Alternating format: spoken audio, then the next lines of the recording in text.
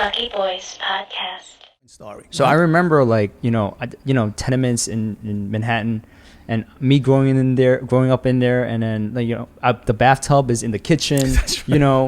How many flights was that? I forget. That was like, I live on the first floor, but there's 10 floors, 10 apartments. That's insane. A 10-story walk up. No, and there were a lot of elderly people living in that building. And then when I went to your apartment for the first time, I said, holy shit, this guy's bathtub is in the middle of the freaking... Yeah, the kitchen. This is crazy. That's why bathrooms outside, or they modified to put it inside? The bathroom is inside. It was right next to they in used the to have kitchen. the bathroom to be on the outside. On the outside. You got to walk out. Where the first time I saw something like that was with my Dominican friends. Mm-hmm. When I went to their house, and I was like, dude, where's the bathroom? He was like, here, he gave me a key. I was like, what the fuck am I supposed to do with this? Oh, and it's in the hallway. It's in the hallway. Yeah. And he goes, everybody else uses it. I was like, holy crap. Yeah. And then his bathtub was in his kitchen. Yeah. And the way they ran their bathtub, sometimes they had to get the buckets and throw it over. They had to fill it in the kitchen sink and then put it in their bathtub. And I was like, yo, this is insane, because there was 4 of them. Mm-hmm. 4 of them. And this was one of my best friends growing up. Yeah. One of my best friends growing up. And Don, your story is unique too. You grew up in Chinatown, and you experienced all that, and probably like different things that from what we experienced. But my grandfather's on Elizabeth Street, and exactly those apartments, and then you got to go to the bathrooms on the out. It's outside. I know people tell us that we're rich again, because if we were rich, holy crap! If we were one of those rich Asians in the top 1%. Right. We wouldn't be having these experiences. Well, that's one of the things that, the Tenement Museum, when they first make the announcement, I still get invites and stuff like that, right? They raise money. And I'm like, a museum? I know people living like that right now. Yeah, right? absolutely. So for you guys, already a museum. That guy's one of them.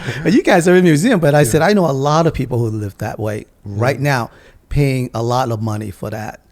But the changes in Chinatown was interesting. That the one thing I think, when I growing up, it was it's Jewish. There's my step grandmother, by the way, is Jewish, right? Well, how did that? Oh, yeah. So my grandfather is a machinist on Baxter Street, and my step grandmother was abandoned by her family, and then she works as a custodian.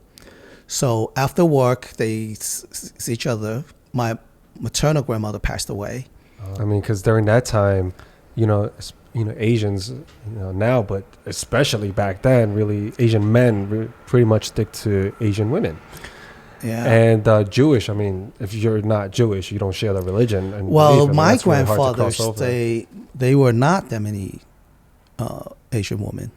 This is back in the Chinese Exclusion Act. Yeah, it is way back, right? So my great-grandfather is the first one to come to this country, that his generation, then my grandfather. So I said, like, how I thought it was normal. Why would I think it's any different, right? I grew up, ask grandma, I go there, I would get matzah, and I can only drink Coca-Cola. Matzo balls. Matzahs, and I can only drink Coca-Cola because that's kosher, right? Nowadays it's not kosher. Yeah. So, but it's, you just think a blended family, that's normal. What was that like, having a, wow. It's pretty cool, because a Jewish upbringing and a Chinese upbringing. That's pretty cool, so she's pretty much with, for the longest time I said, hey, grandma, what is your last name? He goes, Lee. I'm like, okay, grandma, wow. I got you. Damn, I like her already. I got you, grandma. So, but they, so they, on Elizabeth Street, and they used to 6th floor walk up. And so, so for them, it was a really interesting, so I learned that I know there are other cultures. So I learned, like, how dad, grandfather, how do you, so you hear those stories. But let me go back to, like, the shift. So there's the Jewish community that I know.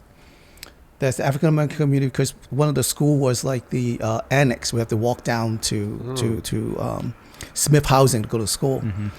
And then there was the Italians, and then Latino, and then all of a sudden one day it becomes more Chinese. So for me, it's like, where did they go? Where it becomes more Chinese? Over time, Chinatown becomes more Chinese. Because there used to be Italians, like Enzo, Vito, these guys who went to elementary school with me. Right. And then one day they all disappear. Well, because housing, right? So when they're when I think that Mario Biaggi is like when they build some housing, Chinese people never get to go in there. So like, all right, these are what the Italian elected official got for them, so their people move there. Grand Street Co-op, right? It's predominantly Jewish. Right. It still folks, is. right? It still is. The whole the only difference is when they bought it for $4,000.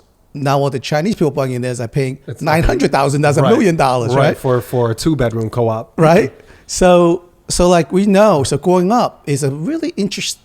I wouldn't say interesting, but you know, you're just worrying about just getting home alive and seeing my dad. So I don't even think about.